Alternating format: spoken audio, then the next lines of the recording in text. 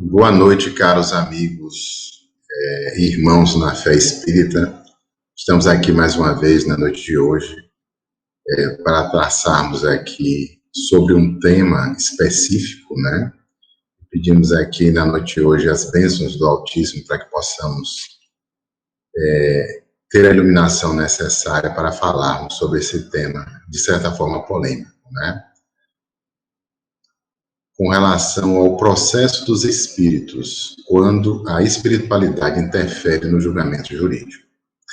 Hoje vivemos um momento na Terra, e especialmente no Brasil, onde a justiça ela tomou a proeminência da vida de todos nós. É notícia todos os instantes, né?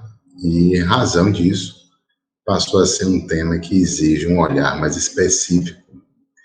Com esse novo olhar mais específico sobre o julgamento não só dos processos físicos, como também dos processos espirituais.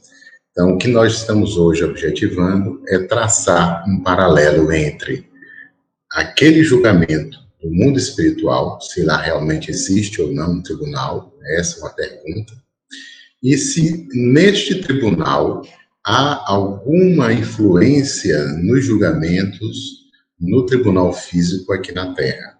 Essa é uma pergunta que precisamos enfrentar. Antes disso, se faz necessário que se faça alguns questionamentos. No Livro dos Espíritos, de Allan Kardec, ele nos faz a seguinte pergunta: influem os espíritos em nossos pensamentos e em nossos atos? Certamente, né? Ele responde: muito mais do que imaginais, influem a tal ponto que de ordinário são eles que nos dirigem. Com relação a isso, nós verificamos que diversas palestras, não só do Chico, como também do próprio Divaldo, que existem uma nuvem de espíritos que nos vigiam, que são as nossas testemunhas. E esses espíritos, eles influenciam no nosso cotidiano, influenciam nas nossas decisões e estão conectados com o nosso pensamento e com os nossos atos. Por isso que essa influência, ela é muito mais forte e dinâmica do que nós imaginamos. Leon Denis, também no livro No Invisível, destaca o princípio da evolução, que uma atmosfera fluídica impura é criada pelos nossos maus desejos. O que é que eles nos diz isso?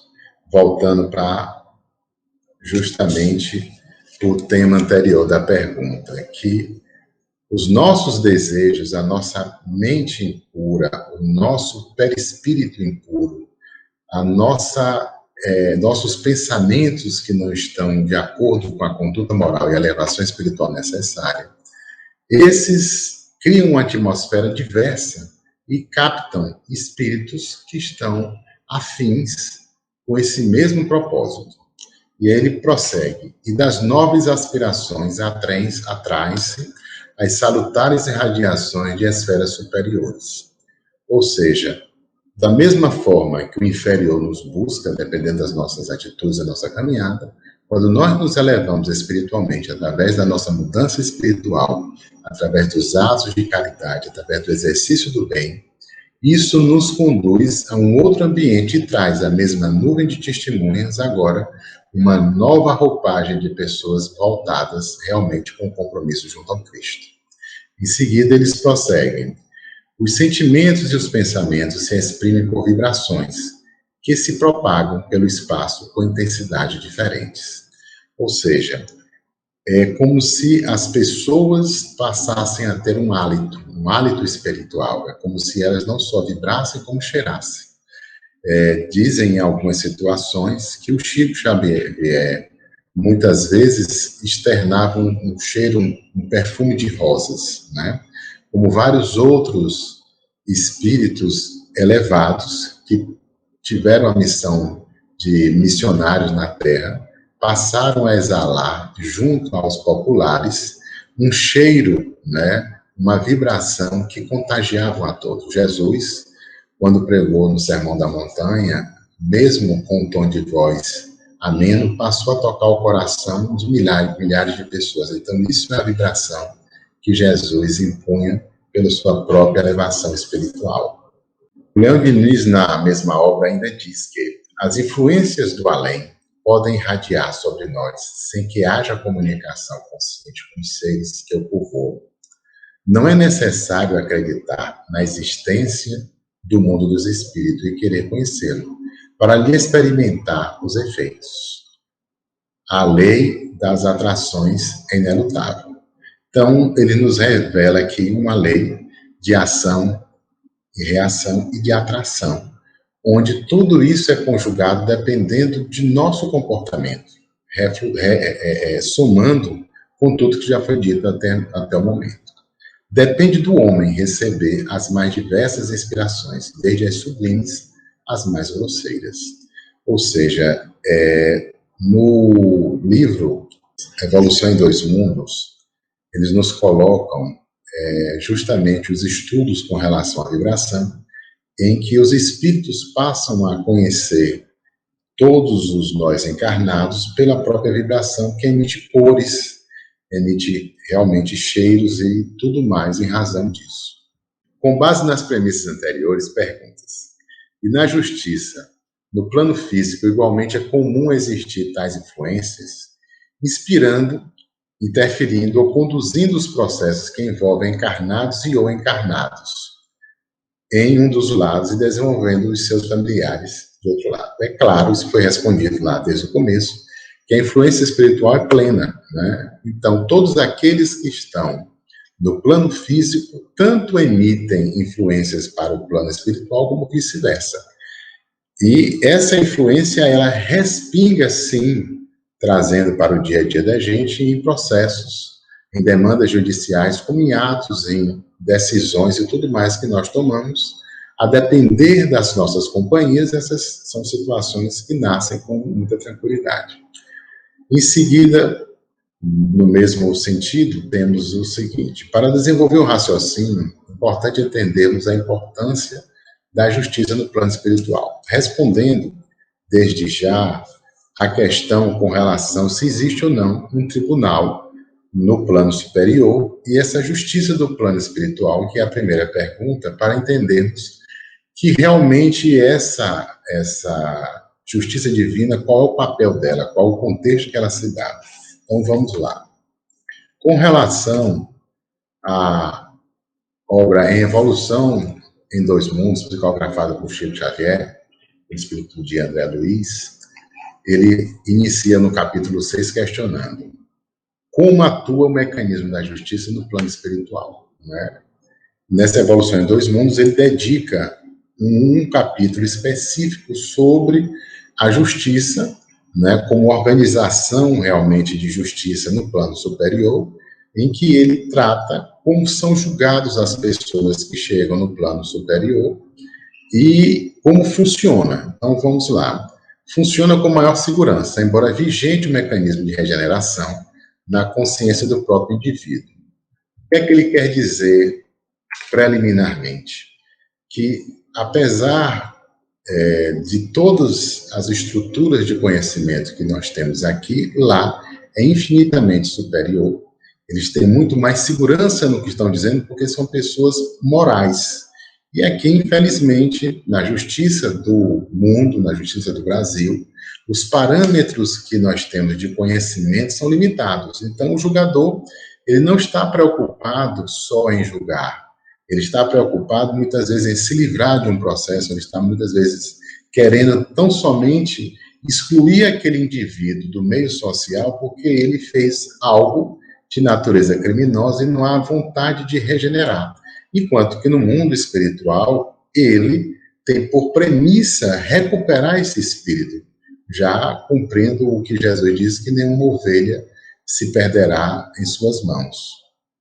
E prossegue na seguinte situação, vamos lá.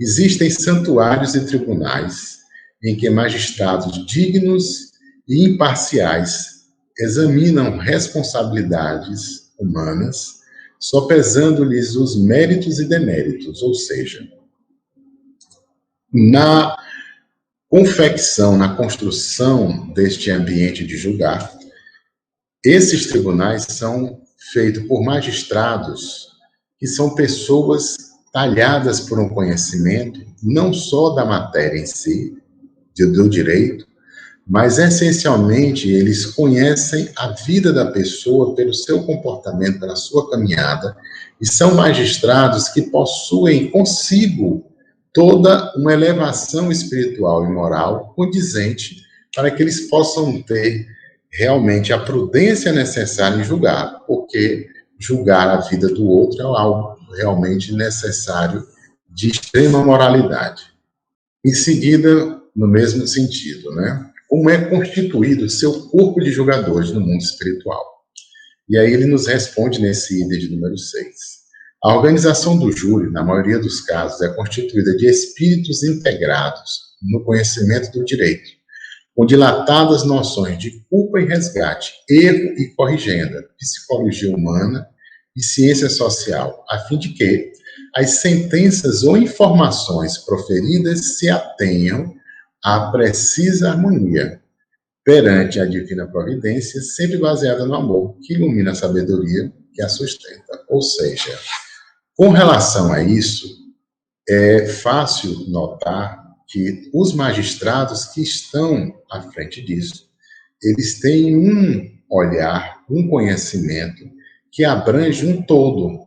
Então, se olha para aquela pessoa que está sendo julgada com conhecimentos em psicologia humana, em ciência social, em direito, e essencialmente busca, ao contrário da terra, o resgate desse ser. Enquanto que na terra, os juízes que lidam com a área especificamente criminal, eles estão muito mais preocupados em condenar e colocar essas criaturas no cárcere e excluí-las da sociedade, porque são pessoas que não estão aptas a viver conosco. Com esse conceito, não se busca jamais que essas criaturas possam ser reintegradas na sociedade e possam não errar novamente.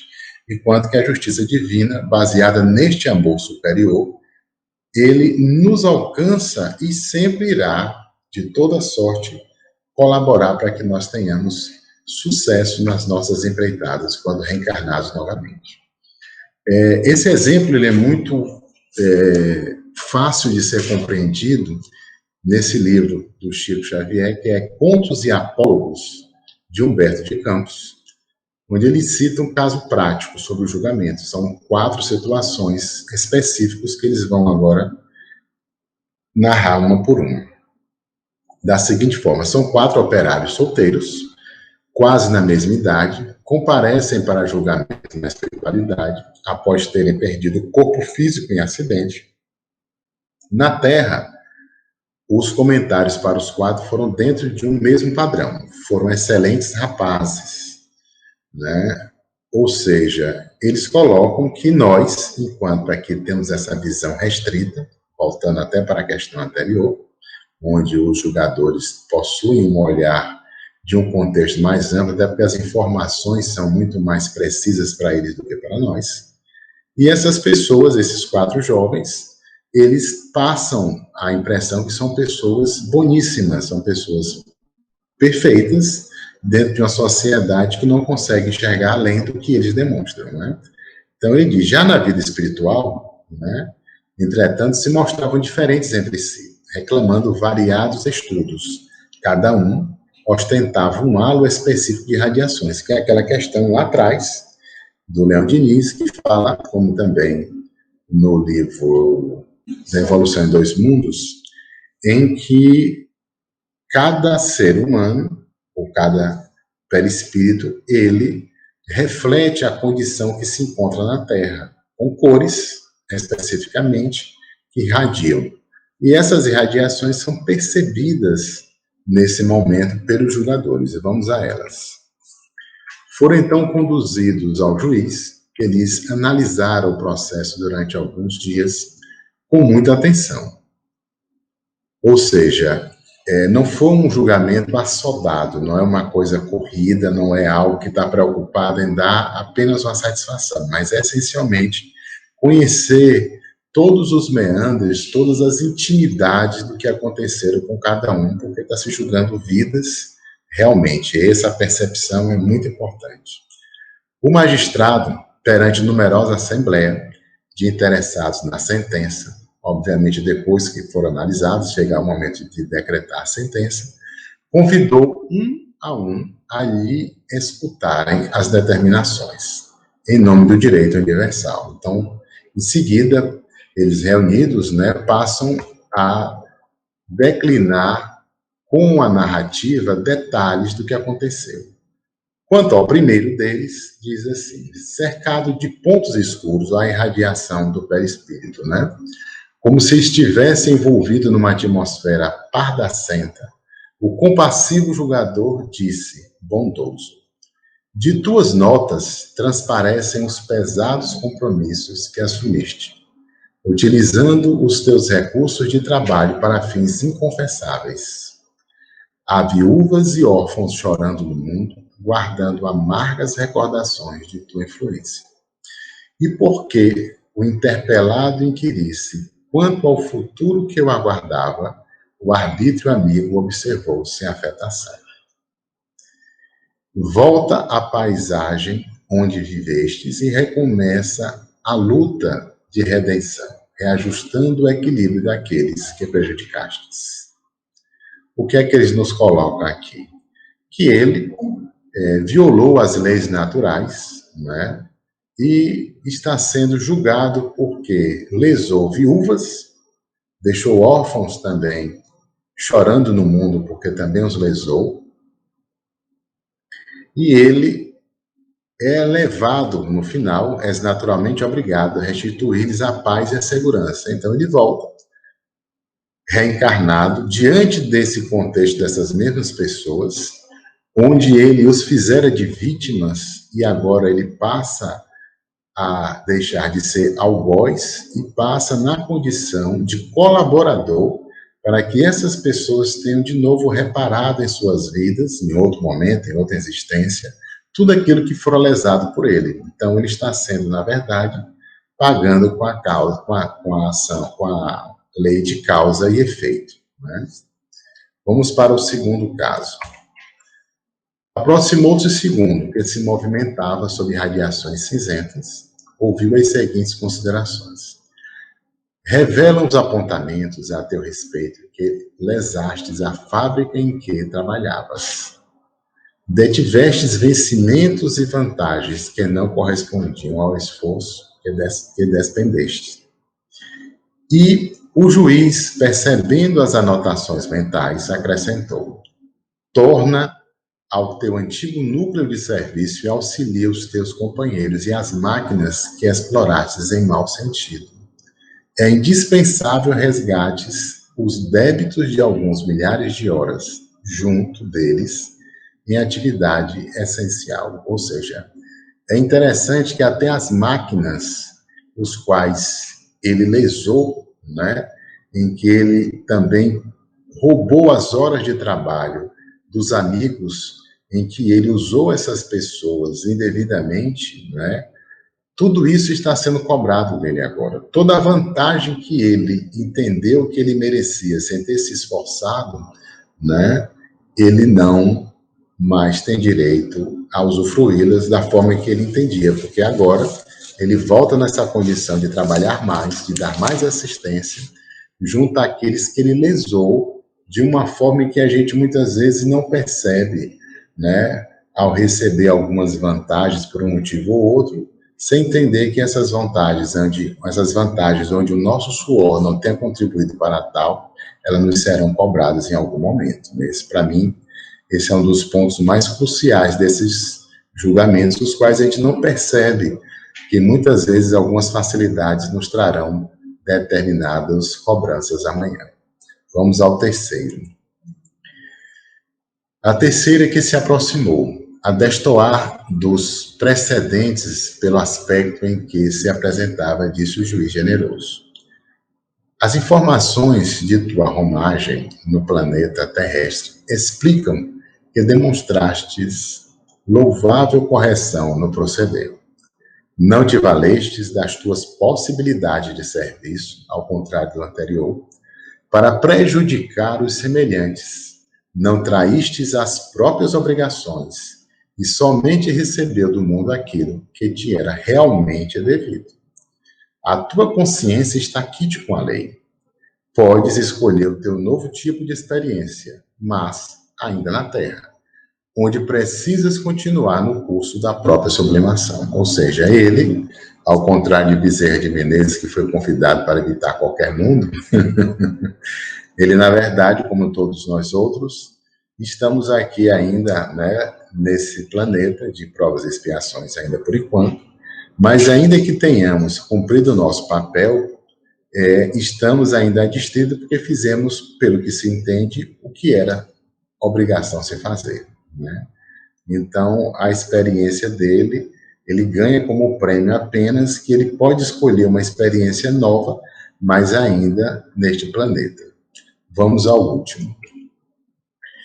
Em seguida, surgiu o último. Vinha nimbado de belo esplendor, raios de safira claridade, envolviam-no todo, parecendo emitir felicidade e luz em todas as direções. O juiz inclinou-se diante dele e informou: meu amigo, a colheita de tua sementeira confere-te a elevação. Serviços mais nobres esperam-te mais alto. O trabalhador humilde, como que desejoso ocultar a luz que o coroava, afastou-se em lágrimas de júbilo e gratidão, nos braços de velhos amigos que o cercavam contentes. Esse distou de todos os outros porque, pelo que se depreende, ele cumpriu com mais êxito as tarefas por ele confiadas, né? Contudo, em razão das perguntas a explodirem nos colegas despeitados, que asseveravam nele conhecer um simples homem de trabalho, ou seja, a simplicidade que ele vivia para os demais era algo de desprezo, não de ser enaltecido, né?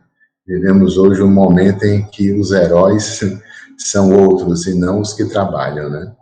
O julgador esclareceu, persuasivo e bondoso, as qualidades do quarto irmão. E vamos a ela agora. O irmão promovido, sem dúvidas, no plano físico foi um herói anônimo da renúncia, já que nunca impôs qualquer prejuízo a alguém. Sacrificava-se pelo bem de todos, inspirava confiança, distribuía estímulo e entusiasmo, sorria e auxiliava sempre. Centenas de corações seguiram além da morte, oferecendo-lhe preces, alegrias e bênçãos. Então, dessa forma, ele atende, né, a tudo que foi necessário naquele momento. Outra situação que esse item 6, ele coloca no Evolução entre Dois Mundos, falando da justiça, é que esse julgamento, ele tem, obviamente, por fim, atender a quem desencarnou, né? Quem está recém-desencarnado. Mas há duas situações em que cometem crimes tão sumários que são colocados realmente de forma sumária, eles são dados a sentença e são, muitas vezes, colocados em outra situação. O Divaldo Franco nos relata recentemente que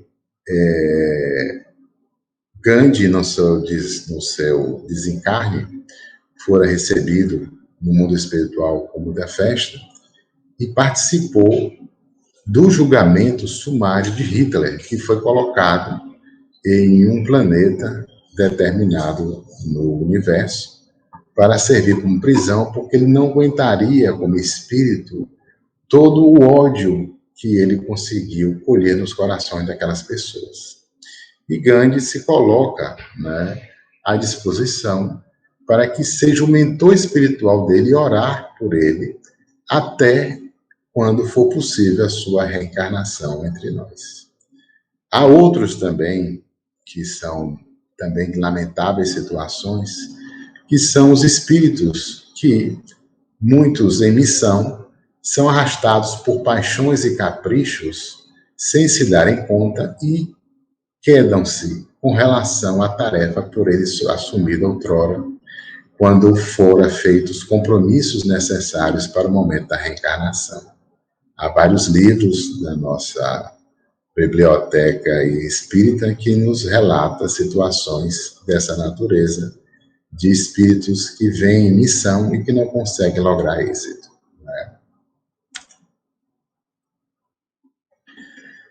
Temos em seguida aqui uma outra situação. Como ocorre o trâmite dos processos criminais no mundo espiritual? Quanto mais baixo o grau evolutivo dos culpados, mais sumário o julgamento, e quanto mais avançados os valores culturais e morais do indivíduo, mais complexo é o exame dos processos de criminalidade em que se emaranham, sobretudo porque o espírito mais influencia os destinos alheios e também é mais ansioso por reabilitar-se perante a vida e diante dos que mais ama. Suplica a sentença punitiva que reconhece indispensável a própria restauração.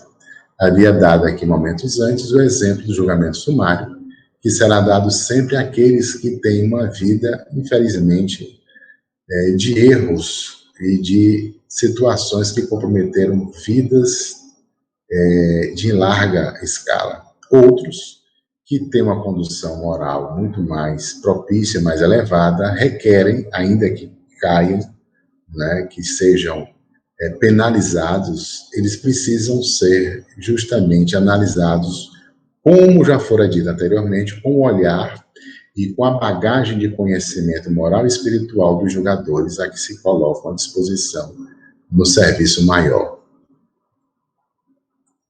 Adiante, nós temos também, no plano físico, né, voltando aqui ao questionamento, agora trazendo a ideia do Tribunal Divino para a nossa realidade de hoje, nós temos que no plano físico, voltando ao questionamento anterior, esta influência é sentida, interroga-se e se é também perceptível.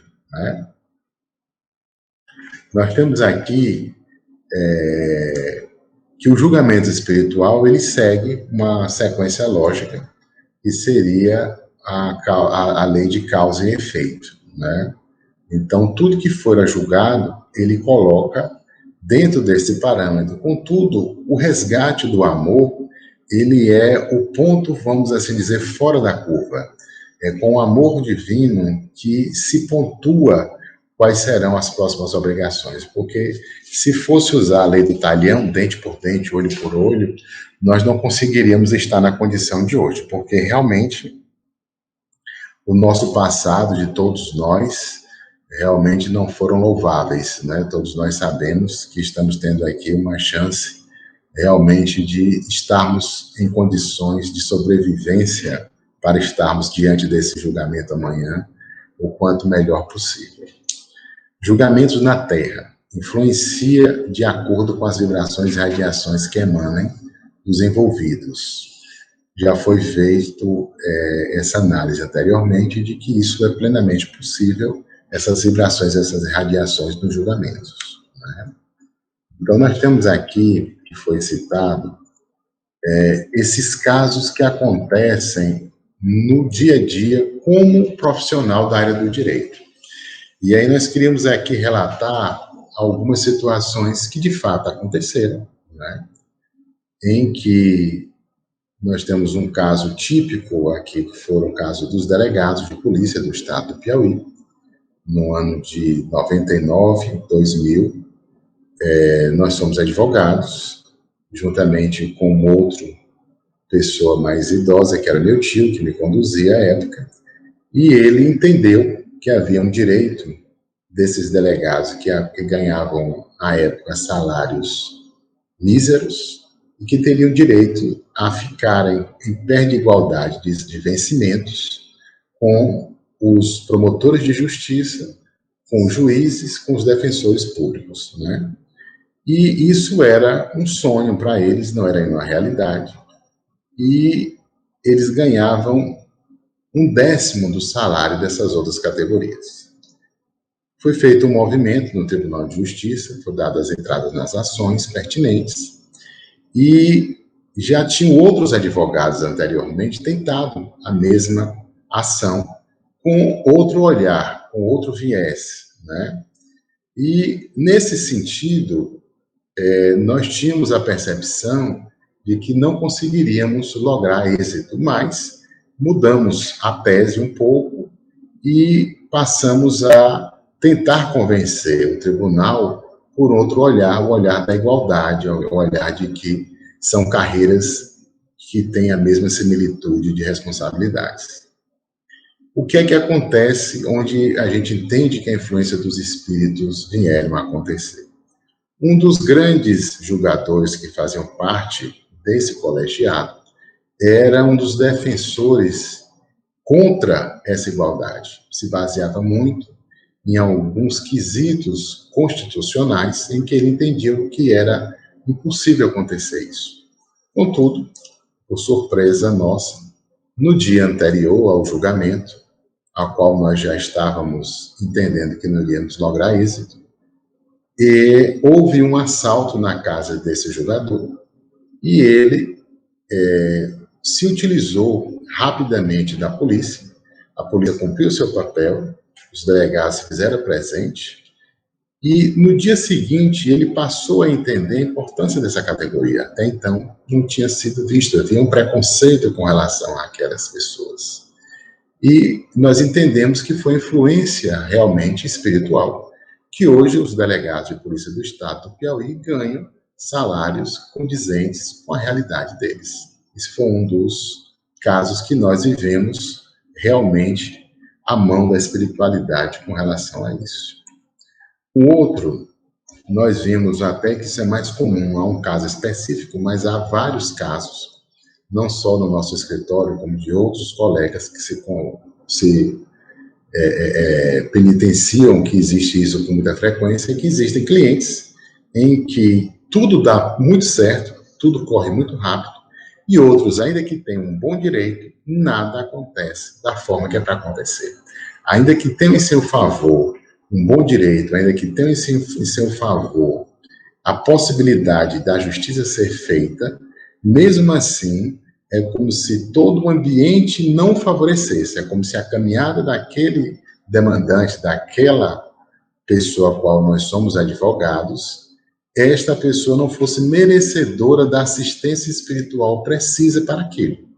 Então, são ações que se demoram, que se arrastam, processo some, processo que falta página, processo que cai a internet no dia da audiência, que não se consegue registrar a audiência. Então, são várias situações em que acontecem as mais difíceis e inusitadas situações que não é normal no cotidiano. Então, isso nós entendemos que todos aqueles que não têm uma caminhada mais justa são conduzidos, muitas vezes, a sofrimentos maiores na justiça. O último caso, que é muito interessante, é um centro espírita aqui da capital, do Piauí, aqui em Teresina, nos foi solicitado que fizéssemos o estatuto desse centro espírita e do dia que recebemos essa tarefa, tivemos inúmeras dificuldades para chegar ao término disso. Uma delas, no meio da confecção disso, o computador simplesmente queimou, né? E perdemos todos os arquivos, algo assim inusitado, era o notebook e simplesmente ele pegou fogo, né? E é algo que viu o que era a energia daquilo. Depois teve-se notícia que os membros daquele centro espírita da diretoria estavam se degladiando com ofensas, com a busca desenfreada do poder e da vaidade. E essa energia foi realmente um dos momentos que se percebeu vários impedimentos para se chegar ao fim. Mas depois de vários evangelhos, que se passou a fazer evangelho diariamente, com vários grupos, foi que se conseguiu chegarmos ao término. Posteriormente, nós temos aqui uma outra questão, a 469 do Livro dos Espíritos, que nos diz o seguinte: por que meio podemos neutralizar a influência dos maus espíritos? Respondendo, obviamente, aí as situações que aconteceram, né? As duas últimas em que houve essas energias em que se afinaram, né, ou se sintonizaram e que deixaram os processos mais difíceis de terminar. Eles nos respondem: praticando o bem e pondo em Deus toda a vossa confiança. repelires a influência dos espíritos inferiores e aniquilareis o império que desejem ter sobre vós. Guardai-vos de atender às sugestões dos espíritos que vos suscitam maus pensamentos, que sopram a discórdia entre vós, outros, e que vos insuflam as paixões más. Desconfiai especialmente dos que vos exaltam o orgulho, pois que esses vos assaltam pelo lado fraco. Essa a razão porque Jesus, na oração dominical, vos ensinou a dizer: Senhor, não nos deixei cair em tentação, mas livrai-nos do mal. Ou seja, a nossa conduta, ela vai sintonizar, como a rádio, né, sintoniza-se, com aqueles que pensam como nós. Claro que aqueles que estão caminhando contra o Cristo também irão nos buscar. E são esses que nos sopram dia e noite, né, sobre nossos ouvidos, sobre nosso espírito, nos impondo algumas situações que nos deixam sempre aflitos, e que essa aflição só passa justamente praticando o bem e nas orações, né? Também citando aqui uma situação recente, de uma palestra do Divaldo Franco, ele falando que ele houvera cometido em vidas pretéritas também um suicídio, e que isso refletiu nele também nessa existência, no momento em que ele passou a dificuldade, ainda muito jovem, ele tentou também cometer o suicídio, e sua irmã, que houvera suicidado recentemente, o procura em espírito e grita para que ele não façasse isso, porque iria comprometer a vida não só dele, mas de toda uma família. O que é que ele nos conduz nisso aí?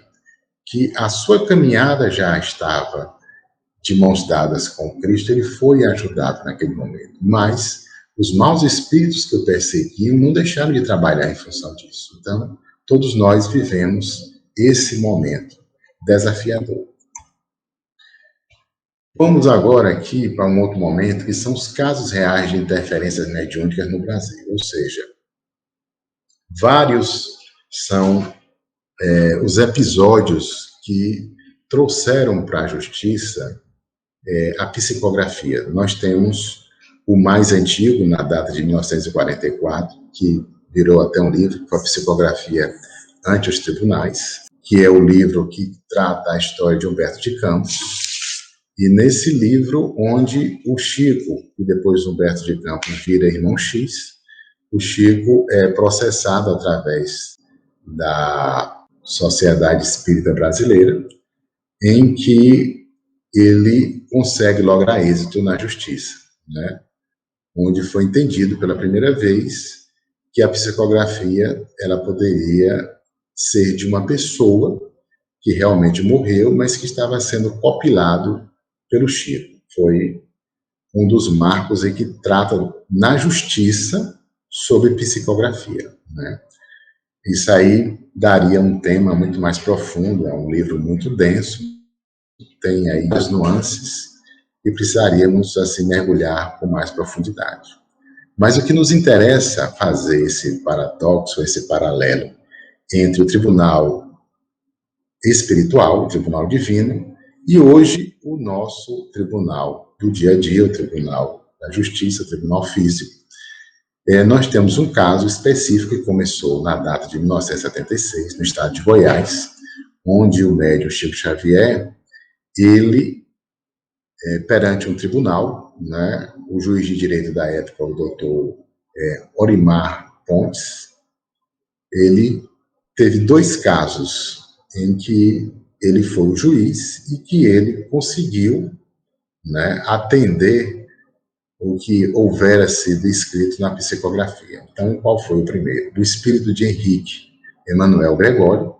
Ele é inocentado quando o amigo dele, o João Batista França, que foi assassinado por acidente, e brincadeira, os dois brincando, fizeram a roleta russa com um revólver, e dentro do tambor do revólver existia realmente uma bala, e foi ele, o próprio João, que por equívoco aqui atirou, né? Então o réu é inocentado, através dessa psicografia, em que a família também anuiu e conseguiu se esquivar de ter sofrido injustamente uma prisão. A segunda é a carta de Maurício Garcês Henrique, morto em acidente por José Divino Gomes, e foi também inocentado, né? As provas foram aceitas no dia do julgamento pelos jurados, e essa prova ela foi colhida através de provas técnicas e que foram acertadamente dizendo que era do próprio José Divino, porque o Chico transcrevia a letra da mesma forma. A grafia foi identificada. Mais adiante, teve também um depoimento do próprio promotor de justiça, que entendia que a conduta moral do Chico Xavier não poderia ele opor de toda forma qualquer situação que denotasse, né,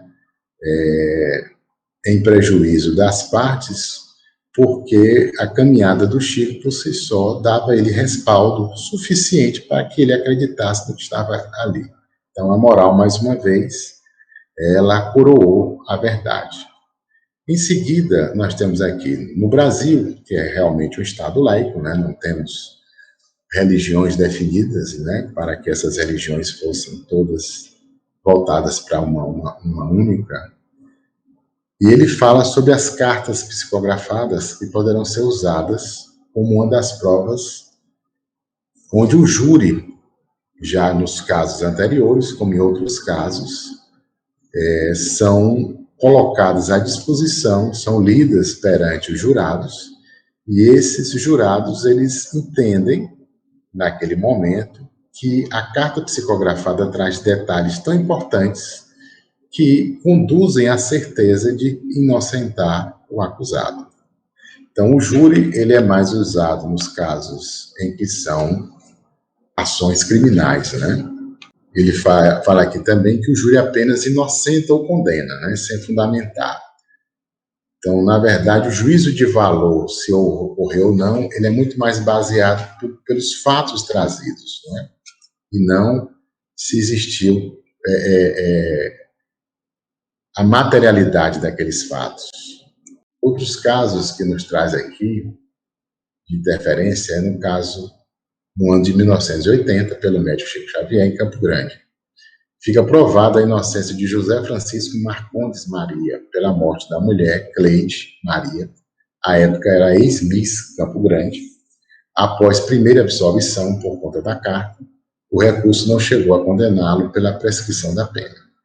Em entrevista no Fantástico, esse senhor, José Francisco Marcondes, ele diz que a mulher, após a morte, 2 dias depois, aparece para ele e pede que ele procure o Chico Xavier, porque o Chico Xavier era a pessoa necessária a ele naquele momento, porque ele daria a ele algum conforto. Ele não sabia o que era, não conhecia, nunca tinha ouvido falar no Chico, foi buscar e vai a Pedro Leopoldo buscar justamente essa acolhida do Chico. E lá o Chico faz uma carta contando detalhes, e essa carta é levada posteriormente por ele a ser apresentada ao júri. E o promotor, também nessa mesma caso, nessa mesma situação, diz que não pode impedir a apresentação dessa carta, dado que o Chico era uma pessoa também, naquele momento, que merecia essa mesma propriedade de qualidades morais. Em 2006, já depois da morte do Chico, nós temos um outro médico, que é o Jorge José Santana Maria, do Rio Grande do Sul. É a pessoa da Yara Marques Balos, foi absolvida pelo assassinato do tabelião S. da Silva Cardoso, ocorrido em 2003. Ela estava sendo apontada como mandante do crime. O júri foi, neste caso, anulado apenas porque o advogado da rédea era também um dos membros do corpo de jurados. Mas, mesmo assim, a carta que fora colocada inocentava ele. A questão técnica, porque o jurado também era advogado, a questão que não lhe ficava, mas mesmo assim ele foi inocentado posteriormente. Outra questão interessante que nos traz aqui é que nos Estados Unidos, A paranormalidade já vem sendo usada como ferramenta de investigação. A polícia do Texas, por exemplo, usa a médium Alison DuBois enquanto dorme. A jovem tem visões com pessoas mortas que contam sobre o crime que sofreram. É comum nós vermos agora na Netflix, tem várias séries onde são usados que eles não entendem que haja uma religiosidade com relação a isso, eles entendem que é um fenômeno físico ou paranormal, e eles reutilizam desses médios para que eles possam, ou antever os crimes ou tentarem fazer uma viagem astral e visualizarem naquele local em que ocorreu o crime o desdobramento de que aconteceu, inclusive identificando quem foi que cometeu o crime. Outra questão também, que é uma exceção hoje, é que aqui no Brasil, a figura do paranormal é acolhida por pelo menos uma legislação estadual. A Constituição de Pernambuco reconhece a paranormalidade ao prever a necessidade de assistência social ao paranormal, que aparece na lista dos necessitados junto com os menores abandonados, idosos e superdotados. Ou seja, a Constituição do Estado de Pernambuco, ele acolhe a paranormalidade como um fenômeno e coloca essa pessoa na condição de especial, inclusive merecendo a acolhida, o braço forte do Estado para tudo aquilo que precisar. E nessa condição, ele também acolhe processualmente que essa pessoa possa ser utilizada, em algum processo na condição de paranormal. Por fim, não temos outras legislações, que tenham recebido como prova exclusiva a questão espiritual, ou seja, na Constituição do Brasil, nem nas leis infraconstitucionais, não há essa previsão legal, mas a prova, durante os casos que foram aqui narrados, todos eles foram acolhidos, muito mais em razão da evidência dos fatos narrados, o que tornou a carta psicografada muito mais efetiva como prova, porque ela trazia situações irrefutáveis. Por fim, fechando o raciocínio aqui do tribunal, tanto espiritual como do nosso tribunal, e trazendo para a nossa vida pessoal, é a questão da lei de causa e efeito. Vamos lá com relação a isso aqui. Malgrado a diversidade dos gêneros e dos graus de sofrimento dos espíritos imperfeitos, o Código Penal da Vida Futura pode se resumir nesses 3 princípios. O sofrimento está ligado à imperfeição. Toda imperfeição e toda falta que lhe é consequente carrega consigo seu próprio castigo, por suas consequências naturais inevitáveis, como a doença e a consequência dos excessos, o tédio, o da ociosidade, sem que haja uma condenação especial para cada falta e cada indivíduo. Todo homem, podendo se desfazer das suas imperfeições por efeito da sua vontade, pode se poupar dos males que são as suas consequências e assegurar a sua felicidade futura. Tal é a lei da justiça divina a cada um, segundo as suas obras no céu como na terra. O Código Penal da Vida Futura, ele na verdade está nos colocando aqui, nesse momento, realmente que o nosso sofrimento ele só existe em razão da nossa imperfeição. E o nosso julgamento só será negativo, vamos dizer assim, só seremos condenados tanto aqui na terra como no céu, se nós não conseguirmos chegar mais próximo da perfeição. Então, com essas lições que foram aqui colocadas, peço vênia para terminar na noite de hoje, agradecendo a todos aí a paciência e o carinho pela atenção. Boa noite.